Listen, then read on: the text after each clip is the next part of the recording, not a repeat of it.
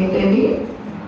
నాలుక అవయవములన్నిటిలో కూడా ఇది అంత చిన్నదంటే అంత చిన్నది, కానీ ఇది ఏం చేస్తుంది తెలుసా? నిప్పు పెడుతుంది, ప్రకృతి అంతా చిచ్చు పెడుతుంది. ఈ నాలుక మన హృదయాలను గాయపరిచేటువంటిది. అవయవములన్నింటిలో కూడా చాలా చిన్నది. అయితే యాకోబు పత్రికలో కూడా మాట అంటాడు, ఆ ప్రకృతిని అంతటిని కూడా తగలబెట్టేటువంటి అంటే అవయవాన్ని ఏం చేసుకోవాలంటే మనము స్వాధీనంలో ఉంచుకోవాలి, దాన్ని మనము కంట్రోల్ చేసుకోవాలి. సామెతల గ్రంథం చూడండి, ఏమంటాడు ఒక మాట మనం చూసుకుందాం. సమయోచితమైనటువంటి మాట. సామెతల గ్రంథము 15వ అధ్యాయము 23వ వచనం 2వ లైన్.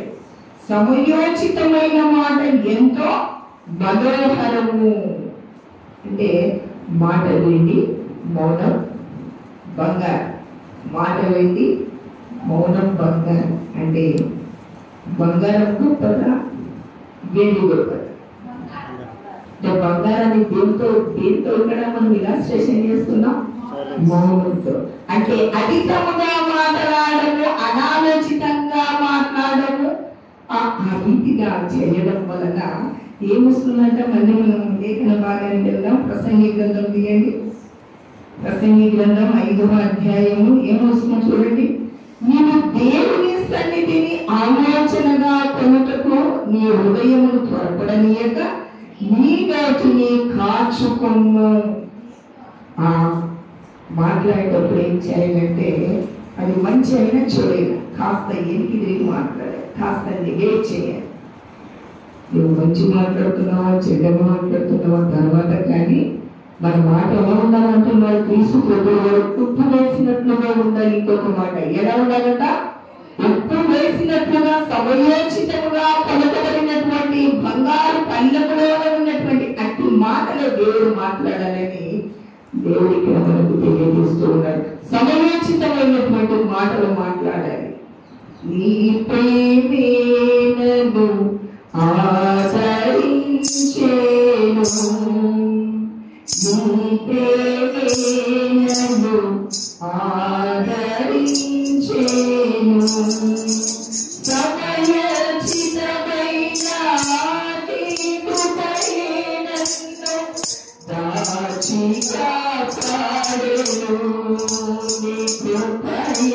అంటే కృప మన పరిస్థితులన్నిటిని కూడా కవర్ చేసేటువంటిది. మన పరిస్థితులన్నింటిలో కూడా సమయోచితం అంటే స్పాంటేనియస్, సందర్భానుసారంగా ఉచితమైనటువంటి కృప మన జీవితాలకు ఏమవుతుందట? కావలిని మనము రక్షిస్తుంది. సమయోచితముగా పలుకబడినటువంటి మాట బంగారు పల్లెములో ఉన్నటువంటి వస్తువుకు సమానం. మాట్లాడే ముందు ప్రభు సన్నిధిలోన మనం అనాలోచితంగా మాట్లాడక త్వరపడక మన నోటిని మనము కాచుకోవాలి, లేదా భద్రంగా. అందుకోసమే ఫస్ట్ ఎవరైనా మాట్లాడేటప్పుడు మనం ఏం చేయాలి? ప్రభు మందిరంలో వినాలి, లిజన్ కేర్ఫుల్లీ, చాలా జాగ్రత్తగా వినాలి. వినేటువంటి మాటలు చాలా జాగ్రత్తగా విన్నప్పుడు తప్పు మాట్లాడడానికి అవకాశం ఉండదు. అక్కడ సంఘంలో మనం నోటిని ఎప్పుడైతే మనం కాల్చుకుంటామో, దేవుని మందిరంలో మనం ఎప్పుడైతే పదిలంగా దానిని భద్రపరుచుకుంటామో సమస్యలు రావు. జీవ మరణములు నాలుగో వశం. ఎవరి వశం అండి? నాలుక చిన్నదే, కానీ ఏం చేస్తుందండి? చాలా విపత్తు తెచ్చిపెడతాయి. పరిణామాలు మనం అనుకున్న దానికంటే కూడా ఎక్కువగా మనం చవి చూడవలసినటువంటి పరిస్థితి అది చేస్తుంది.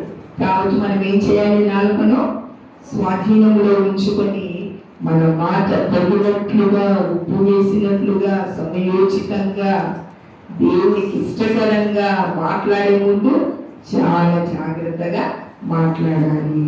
ఇంకా దానికి మాట ఏమి చూద్దాం ఒకసారి. దేవుడు ఆకాశం అందు ఉన్నాడు. ఎక్కడ ఉన్నాడండి దేవుడు?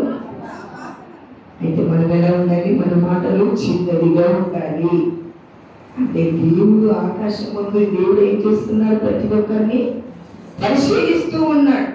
ఇంకా నో నోటిని గురించినటువంటి మాటలు ఏంటంటే ఈ సామెతల గ్రంథంలో చాలా చోట్ల సొలొమోను మహారాజు వివరిస్తూ ఉన్నాడు. ఏంటంటే సామెతల గ్రంథము 22వ అధ్యాయము